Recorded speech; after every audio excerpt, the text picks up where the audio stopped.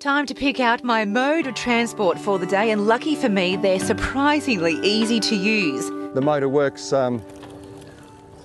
as you pedal, and the hub gets you along. So it's suited to all age groups, really. I've had some caravanners come out with me, and their average age was 70 years old, and they had a ball. We go up to the headland, up a nice big hill, and it wasn't a problem for them at all. So you don't need to be very fit. So you don't have to be fit. You won't have sore legs tomorrow after going out on tour or anything. And it's enjoyable. If you can ride a bike, anybody can ride these. They are very simple, and it's lots of fun because they are pedal assist, and that motor can zip along in low gear quite fast for you, and that's part of the joy of it as well. It really is a great way to see, hear, smell, taste and feel the beauty of 1770 being propelled by a powerful electric bike, with plenty of stops along the way.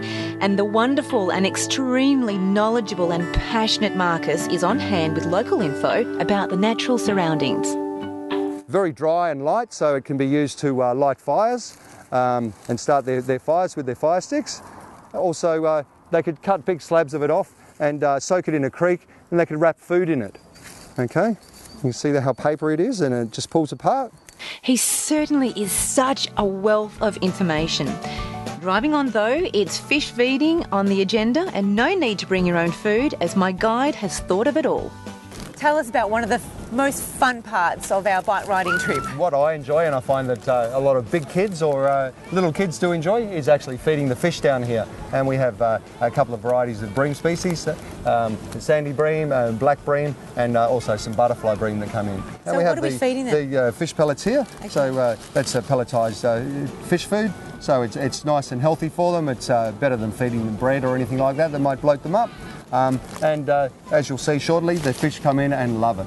And it is good fun. The kids love it, and they say I'm a big kid, and I really enjoy it myself. From fish feeding to face painting, the kids will never be bored, even the big ones. Okay, Mark, it's time for a bit of Mother Nature's makeup. Tell us, what have you got in this concoction here? That's right. Okay, what I've got here is some natural white clay. It's a mineral-rich white clay that comes from Cape York, far north Queensland, and it's as I say, it's natural, but it's scented with rosemary oil and aniseed.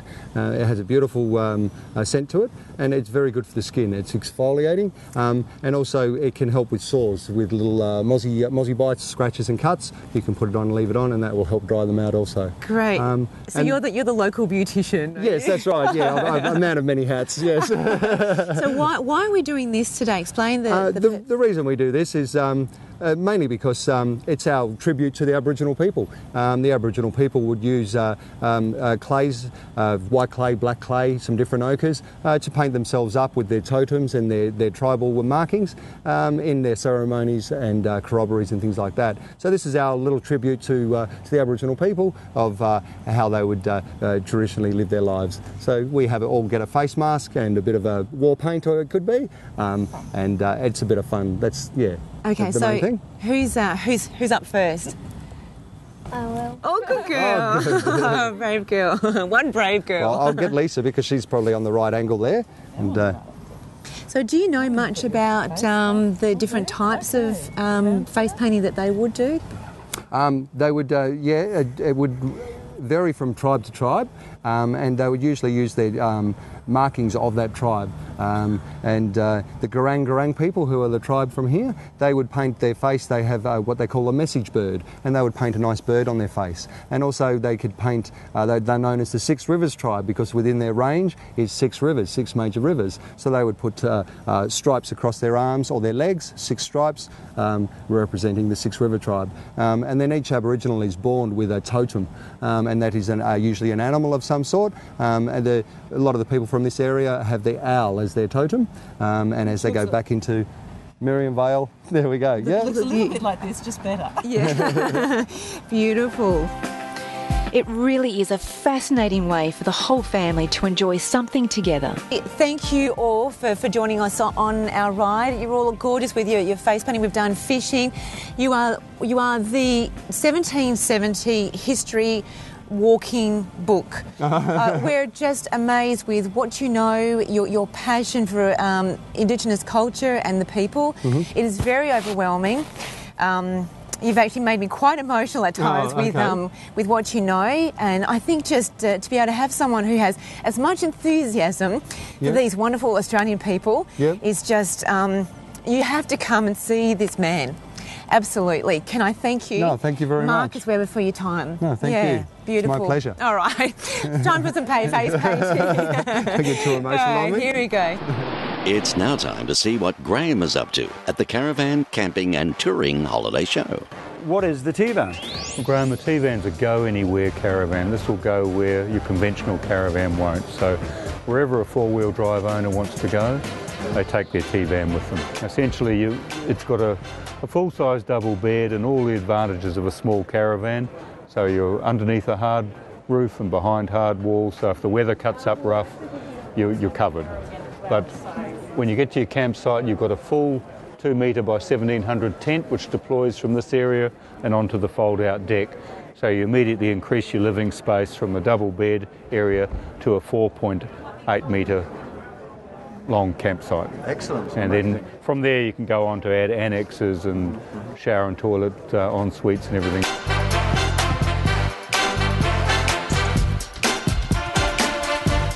So the T-van will go where a caravan won't go, off road, and you're not going to get stuck. Well, absolutely, and not just because it's a compact van, it's because it's the way it's built. It's got a full military off-road suspension, so fully independent suspension, but the trick to it is that the wheel on the right-hand side pivots off the left-hand side of the chassis and vice versa. It makes a phenomenal system for corrugations and rough roads. So Brett, when the tent is fully deployed, to actually fold it up, zip it up and away up into there, compact, fold up your back and drive off on your way, what sort of time period would that take? Well, if there's two of you, you'll do that in under 3 minutes. 3 minutes? Yeah, if you're there doing it on your own, it's just as easy, but it'll take you around 4 to 4.5 minutes on your own. Yeah. And it doesn't matter whether it's been a wet night and the tent's soaking wet, you can pack it away without any concerns about it getting anywhere near your bed or even into this area here, so you just get on your way in the morning. Okay, Brett, now I'd love to see this tent deployed here, so is there any chance that we can see that? Sure, Graham, we'll just step over here. We've got one we've already got set up. Excellent, let's go. So this is your external galley, Brett?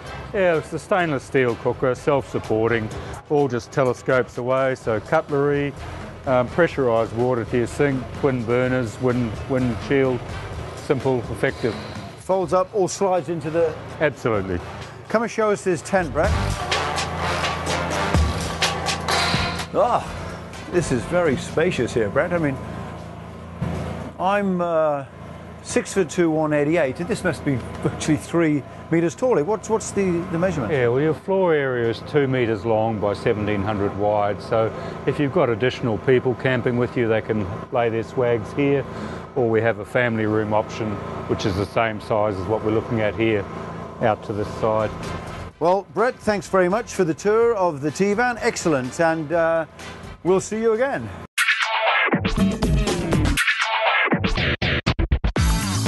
Well, if you're looking for something special, then I've got the place for you. I'm off to explore a hidden gem of 1770, and that's Deepwater National Park. Now, you may recognise a familiar face beside me. It's Marcus from Discover 1770, who tells me that this is a great way to explore the area and put your four-wheel drive limits to the test. It's a very pristine area. It has beautiful creeks. It's over 10,000 acres of national park.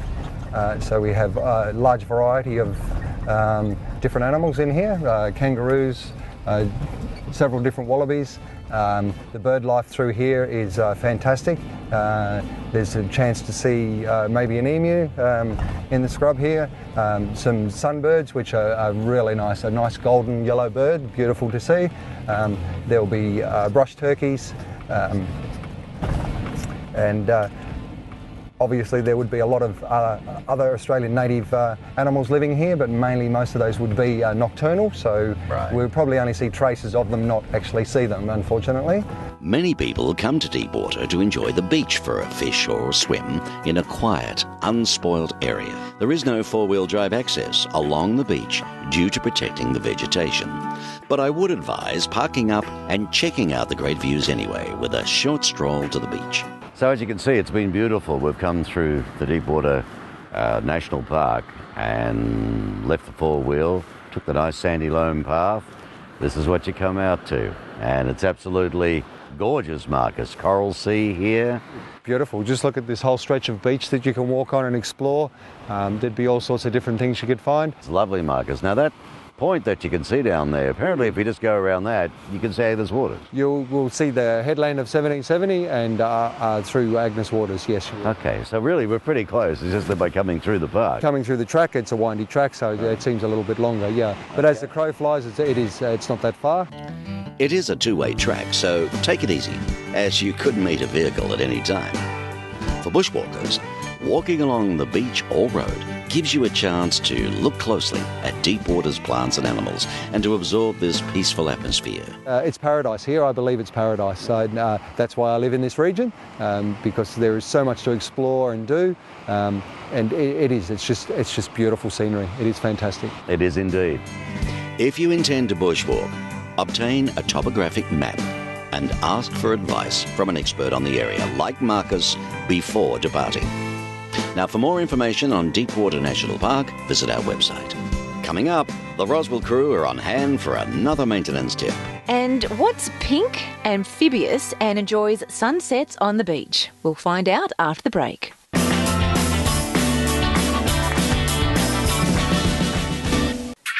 The Top Spot is brought to you by Aussie Traveller.